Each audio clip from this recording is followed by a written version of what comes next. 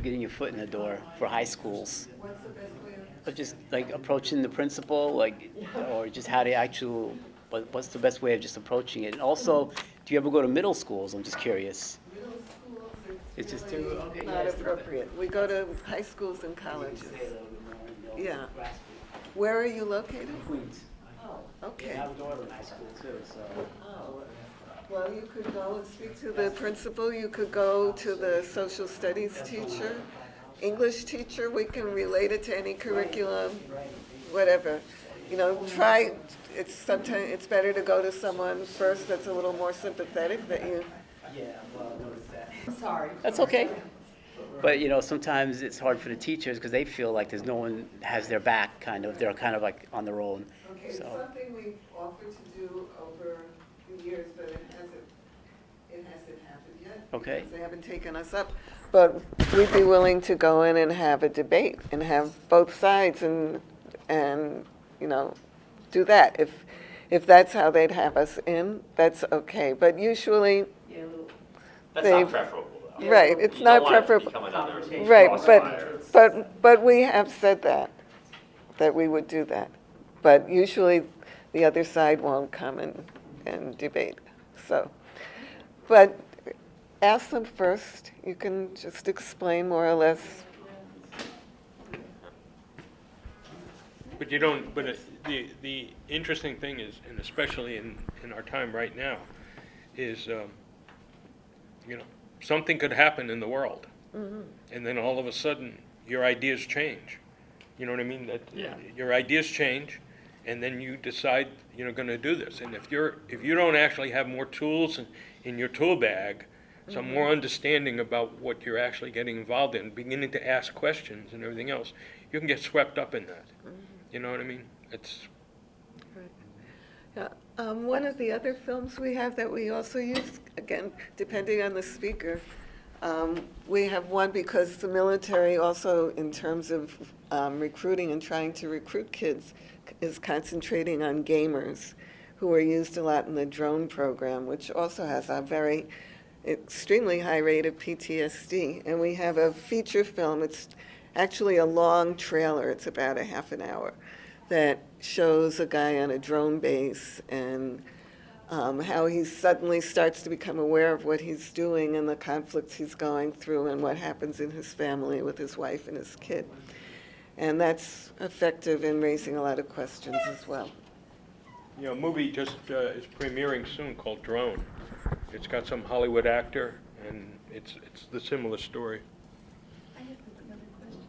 Yes, go ahead.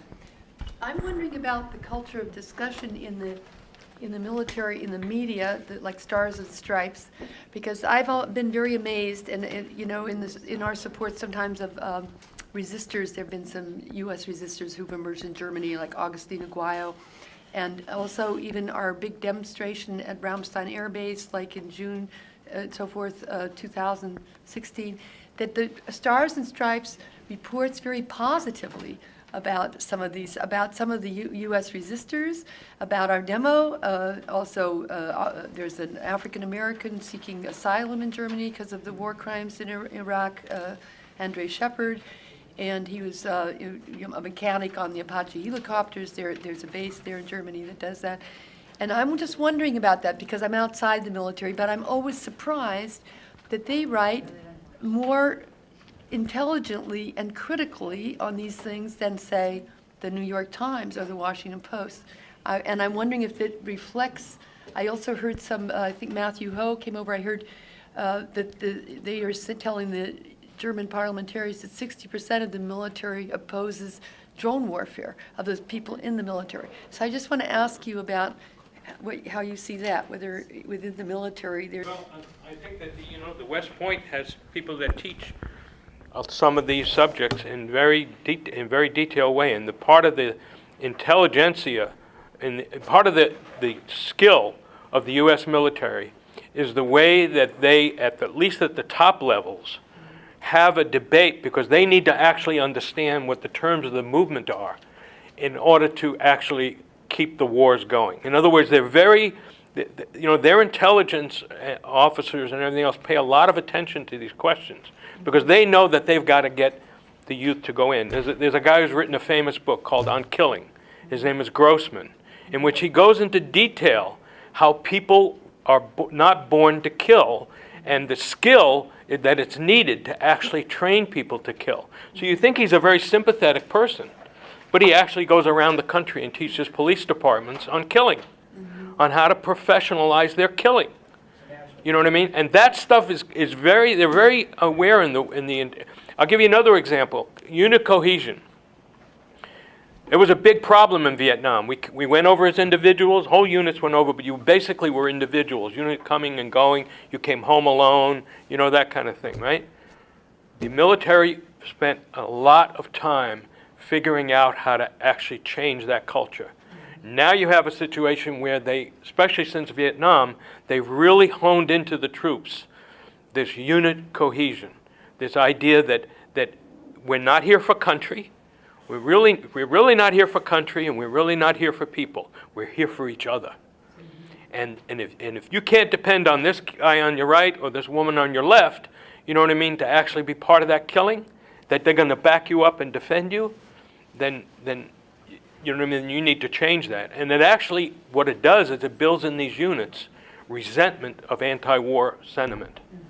So much so that I've had vets talk about being threatened to be killed by other people in their unit. And I'm talking about recently in Iraq and Afghanistan, you know what I mean, because they voiced some discomfort. In other words, they can't depend on you going out into combat. And this didn't happen in Vietnam. Oh, it happened in Vietnam, but the way they got dealt with, it got dealt with differently, which is, you know, the Pentagon admits to 1,000 of their officers being killed in combat by their fellow troops.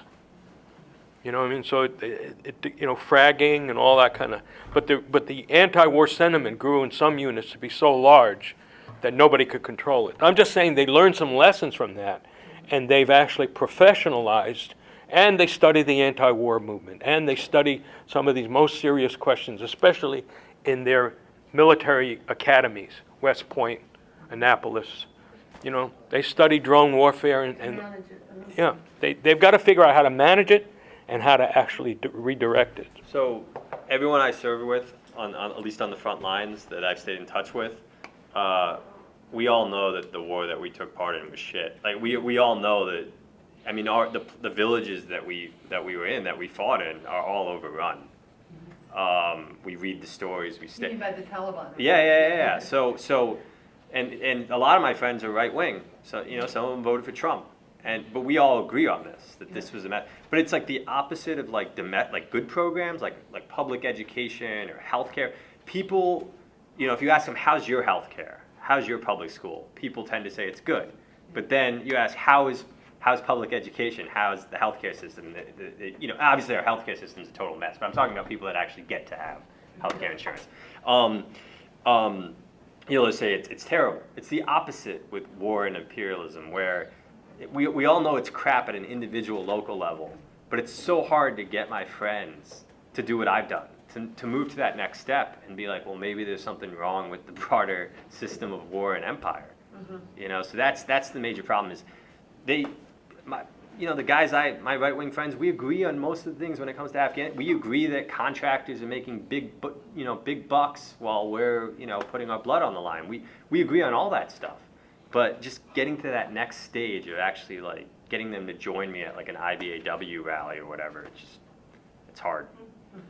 Because of that very knee-jerk patriotism, where that's something you don't do. You don't go that. If you're a patriotic American, you never go to that next step of criticizing publicly American foreign policy as a whole and American capitalism as a whole. So. Especially capitalism.